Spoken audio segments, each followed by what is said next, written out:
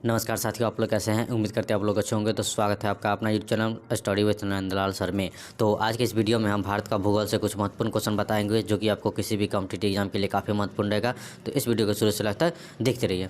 Channel पर नए तो चैनल को सब्सक्राइब कर दीजिए, बेल आइकन को भी दबाइए ताकि इस टाइप की वीडियो जब भी अपलोड करते हैं सबसे पहले आप तक पहुँचे। तो चलिए शुरुआत करते हैं। पहला नंबर क्वेश्चन से। तो पहला नंबर क्वेश्चन में कहता है कि क्षेत्रफल की दृष्टि से विश्व में भारत का कौन सा स्थान है।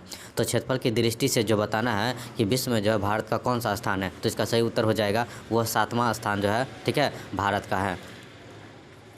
चलिए अगला प्रश्न है। 2 नंबर क्वेश्चन में कहता है कि कौन सी रेखा जो है भारत को 2 बराबर भागों में विभाजित करता है। काफ़ी इंपॉर्टेंट क्वेश्चन सब है इसमें, ठीक है। तो कहता है कि कौन सी रेखा जो है भारत को 2 बराबर भागों में विभाजित करती है। तो कौन सी रेखा है, तो इसका सही उत्तर जो है वह कर्क रेखा है, ठीक है। कौन सी रेखा है, तो कर्क रेखा। आप लोग याद रखिएगा, काफ़ी इंपॉर्टेंट है और काफ़ी एग्जाम में पूछ दिया है। चलिए अगला प्रश्न देखते हैं। 3 नंबर क्वेश्चन में कहता है नेपाल, भूटान एवं चीन की सीमाओं से, नेपाल, भूटान और चीन, ध्यान दीजिएगा ये 3 जो देश है, ठीक है, नेपाल, भूटान और चीन जो है की सीमाओं से मिलने वाला भारतीय राज्य है। तो भारतीय राज्य कौन सा है, तो इसका उत्तर हो जाएगा सिक्किम। सिक्किम राज्य जो है, ठीक है, सिक्किम जो राज्य है भारत का, वो नेपाल, भूटान और चीन की सीमाओं से मिलते हैं, ठीक। चलिए अगला प्रश्न देखते हैं। अगला 4 नंबर क्वेश्चन में कहता है कि मरकत द्वीप, ध्यान दीजिएगा, मरकत द्वीप जिसको हम एमराल्ड आइलैंड भी कहते हैं। क्या कहते हैं, एमराल्ड आइलैंड भी कहेंगे। के नाम से कौन जाना जाता है, के नाम से जो है कौन जाना जाता है, तो इसका उत्तर हो जाएगा मरकत द्वीप जो है के नाम से कौन जाना जाता है, तो इसका उत्तर जो है वह अंडमान एवं निकोबार द्वीप समूह है, ठीक है, अंडमान एवं निकोबार द्वीप समूह है। चलिए अगला प्रश्न को देखते हैं।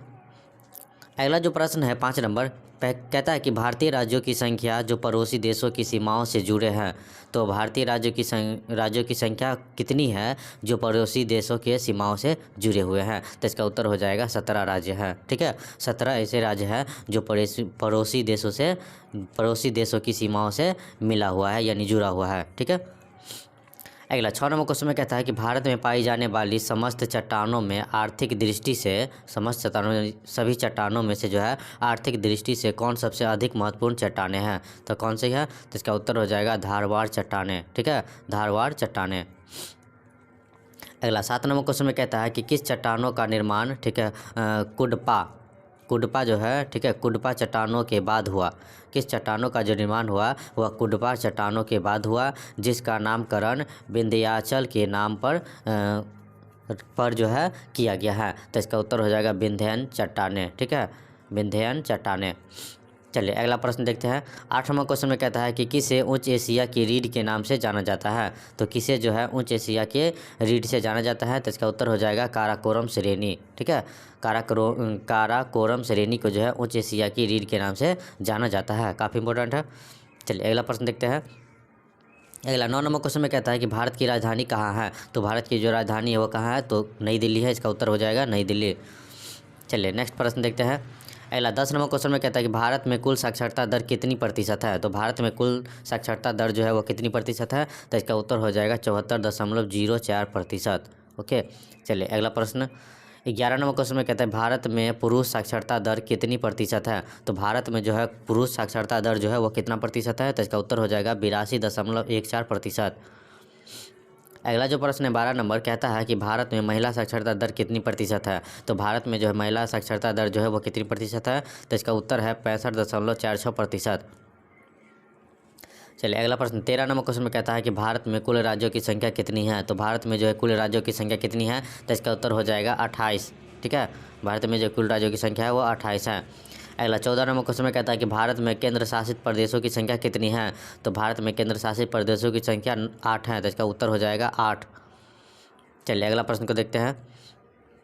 अगला जो प्रश्न है 15 नंबर कहता है कि भारत में पर्वतीय क्षेत्र का विस्तार कितना प्रतिशत है। तो भारत में जो पर्वतीय क्षेत्र का जो विस्तार है वो कितना प्रतिशत है, तो इसका उत्तर है 10.7%, 10.7%।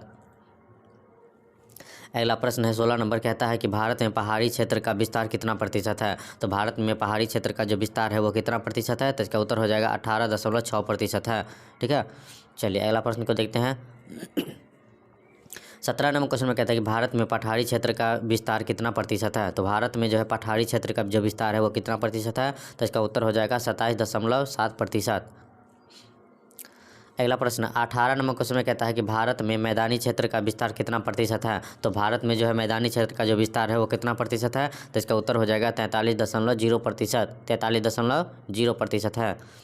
अगला 19 नंबर क्वेश्चन में कहता है कि भारत में तेल शोधनशालाओं की संख्या कितनी है। ठीक है, भारत में तेल शोधनशालाओं की संख्या जो है वह कितनी है, तो इसका उत्तर हो जाएगा 23। चलिए अगला प्रश्न को देखते हैं। अगला 20 नंबर क्वेश्चन में कहता है कि भारत में राष्ट्रीय जलमार्गों की संख्या कितनी है। तो भारत में राष्ट्रीय जलमार्गों की संख्या है वो कितनी है, तो इसका उत्तर हो जाएगा 599 है। चलिए अगला क्वेश्चन देखते हैं।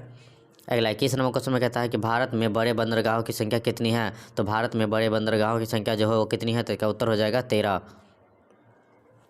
अगला प्रश्न है 22 नंबर, कहता है कि भारत का राष्ट्रीय पशु कौन सा है। तो भारत का राष्ट्रीय पशु जो है वह बाघ है। ठीक है, जिसका वैज्ञानिक नाम जो है पैंथेरा टाइग्रिस है। ठीक है, पैंथेरा टाइग्रिस है। अगला प्रश्न है 23 नंबर क्वेश्चन में कहता है कि भारत का राष्ट्रीय विरासत पशु कौन सा है। तो भारत का जो राष्ट्रीय विरासत पशु है वह कौन सा है, तो इसका उत्तर हो जाएगा हाथी। चलिए अगला प्रश्न को देखते हैं। अगला 24 नंबर क्वेश्चन में कहता है कि भारत का राष्ट्रीय पक्षी है। तो भारत का राष्ट्रीय पक्षी कौन है, तो इसका उत्तर हो जाएगा मोर, जिसका वैज्ञानिक नाम है पावो क्रिस्टेटस। अगला प्रश्न देखते हैं। अगला जो प्रश्न है 25 नंबर क्वेश्चन में कहता है भारत का राष्ट्रीय वृक्ष है। तो भारत का राष्ट्रीय वृक्ष कौन सा है, तो इसका उत्तर हो जाएगा बरगद। ठीक है, जिसका वैज्ञानिक नाम है फाइकस। ठीक है, बेंगलानोसिसस। चलिए नेक्स्ट प्रश्न देखते हैं। अगला 26 नंबर क्वेश्चन में कहता है भारत का राष्ट्रीय पुष्प है। तो भारत का राष्ट्रीय पुष्प कौन सा है, तो इसका उत्तर हो जाएगा कमल। ठीक है, जिसका वैज्ञानिक नाम है निलंबो नुसिफेरा। चलिए अगला क्वेश्चन देखते हैं। 27 नंबर क्वेश्चन में कहता है भारत का राष्ट्रीय चिन्ह है। तो भारत का राष्ट्रीय चिन्ह क्या है, तो इसका उत्तर हो जाएगा अशोक स्तंभ। ठीक है, भारत का जो राष्ट्रीय चिन्ह है वो अशोक स्तंभ है। अगला 28 नंबर क्वेश्चन में कहता है भारत का राष्ट्रीय गान है। तो भारत का राष्ट्रीय गान कौन सा है, तो इसका उत्तर हो जाएगा जन गण मन। ठीक है, जिसके रचयिता है रविंद्रनाथ टैगोर। ध्यान दीजिएगा। ठीक है, भारत का जो राष्ट्रीय गान है वो जन गण मन है और इसके रचयिता यानी लेखक जो है वह रविंद्रनाथ टैगोर है। चलिए अगला प्रश्न 29 नंबर क्वेश्चन में कहता है कि भारत का राष्ट्रीय गीत है। तो भारत का राष्ट्रीय गीत कौन सा है, तो इसका उत्तर हो जाएगा वंदे मातरम, जिसके लेखक यानी रचयिता जो है वो बंकिम चंद्र चटर्जी है। चलिए अगला प्रश्न को देखते हैं। अगला जो प्रश्न है 30 नंबर, तो 30 नंबर क्वेश्चन में कहता है क्या है, 30 नंबर क्वेश्चन में कहता है कि भारत की राजकीय भाषा है। तो भारत की राजकीय भाषा क्या है, तो इसका उत्तर हो जाएगा हिंदी। भारत की जो राजकीय भाषा है वो क्या है, तो हिंदी है। ठीक है, चलिए अगला प्रश्न को देखते हैं।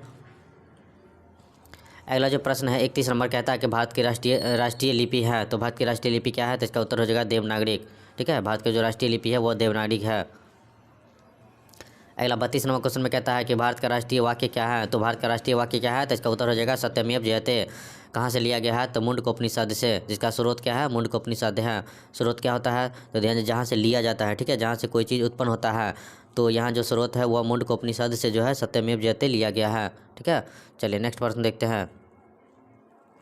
अगला 33 नंबर क्वेश्चन में कहता है भारत का राष्ट्रीय ध्वज है। तो भारत का राष्ट्रीय ध्वज क्या है, तो इसका उत्तर हो जाएगा तिरंगा। ठीक है, चलिए अगला प्रश्न देखते हैं।